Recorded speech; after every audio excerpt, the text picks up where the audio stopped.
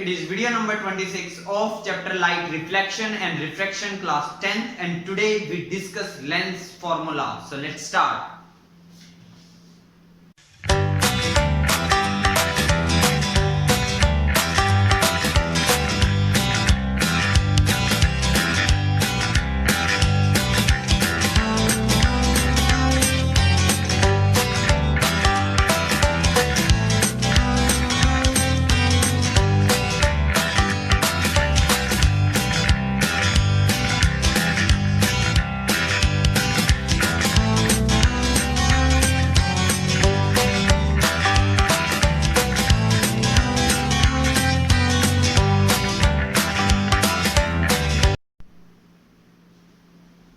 तो चलिए हम स्टार्ट करते हैं आज का टॉपिक लेंस फॉर्मूला।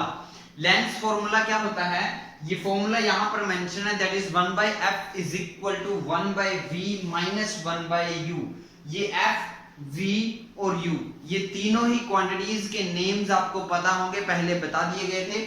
यहाँ पर f जो है स्मॉल f है, ये कैपिटल F नहीं है, और स्मॉल f को बोलते हैं focal length of the lens, ठीक है। v जो होता है वो होता है distance of image from the lens, lens के ऑप्टिकल सेंटर से इमेज कितना दूर बना है, ठीक है, वो क्या होता है v, डिस्टेंस ऑफ इमेज। और u क्या होता है distance of object, means object lens के ऑप्टिकल सेंटर से कितना दूर रखा है। अब क्योंकि लेंस के फॉर्मूले के अंदर तीन क्वांटिटीज आई हैं, क्या क्या? Focal length, distance of image and distance of object. तो सिंपल सी बात होगी, इसकी डेफिनेशन क्या हुई कि ये एक फॉर्मूला है जो हमें रिलेशन देता है किस किस के बीच में, फोकल लेंथ के बीच में, distance of image and distance of object के, तीनों के आपस में रिलेशन बताता है क्या है। और वो तीनों का आपस में रिलेशन क्या है? 1/f equal to 1/v minus 1/u। तो सिंपल डेफिनेशन है, it is the relation between focal length of the lens, distance of object and distance of image from the lens. और ये हमारे पास फॉर्मूला होता है।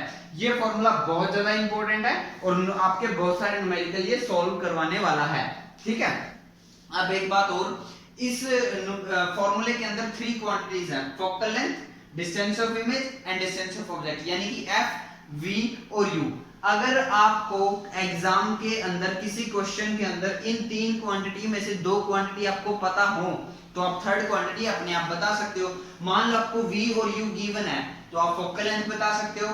मान लो आपको फोकल लेंथ और v गिवन है तो आप u बता सकते हो। मान लो आपको फोकल लेंथ और u गिवन है तो आप v बता सकते हो। मीन टू से ये जो तीन क्वांटिटी हैं u, v, f, इन तीन में से अगर आपको दो गिवन हो या दो आपको ऑलरेडी पता हो तो थर्ड आप ऑटोमेटिकली अपने आप कैलकुलेट कर सकते हो बाय यूजिंग दिस फॉर्मूला। अब सबसे मेन पॉइंट पर आते हैं।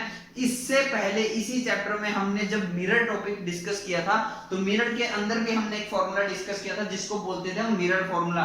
और अगर आपको वो याद हो तो याद कीजिए वो क्या था? वो था 1/f is equal to 1/v plus 1/u।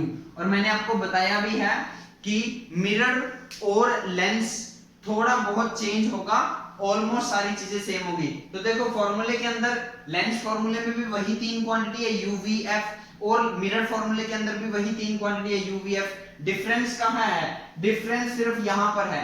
यहां 1/v 1/u के बीच में नेगेटिव का साइन है और यहां 1/v और 1/u के बीच में पॉजिटिव का साइन है। बस ये एक डिफरेंस है जो आपको याद रखना है।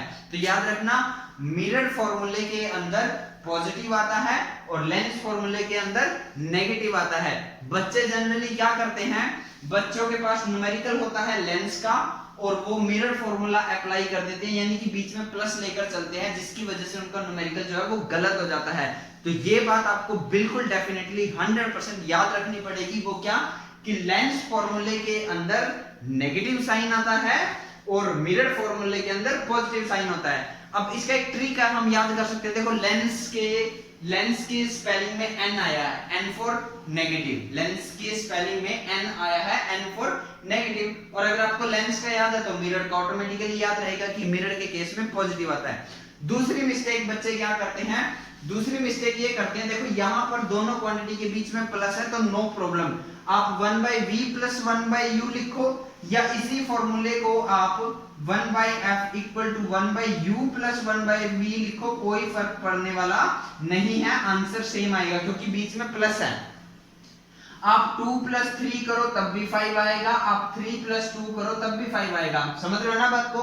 बीच में पॉजिटिव साइन होने की वजह से आप चाहे इसको 1/v + 1/u लिखो या 1/u + 1/v लिखो, आपका आंसर सेम आएगा, सही आएगा, करेक्ट आएगा।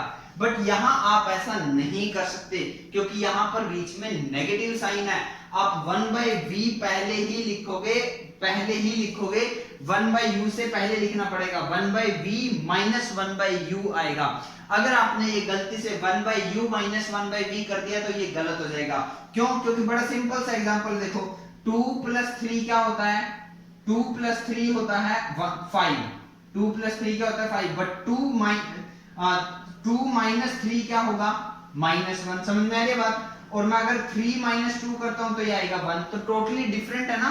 तो नेगेटिव साइन होने की वजह से ये बात याद रखनी है कि यहाँ 1/v पहले आएगा, 1/u बाद में आएगा और बीच में नेगेटिव का साइन आएगा। लेकिन मिरर के केस में आप किसी को पहले लिख दो, किसी को बाद में लिख दो, कोई फर्क पड़ने वाला नहीं है। तो मेरी एडवाइस आप लोगों को यही है कि चाहे मिरर फॉर्मूला है चाहे लेंस फॉर्मूला है, आप हमेशा एक ही हैबिट अपनी बनाना कि v हमेशा पहले लिखा जाएगा। देखो, तो ये फॉर्मूला आप याद मत करना कि आप अपने माइंड को थोड़ा सा फ्लेक्सिबिलिटी मत प्रोवाइड करो। फ्लेक्सिबिलिटी समझते हो?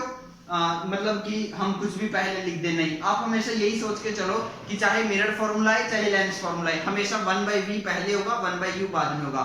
बस लेंस है तो बीच में नेगेटिव लगा देना, मिरर है तो बीच में पॉजिटिव लगा देना।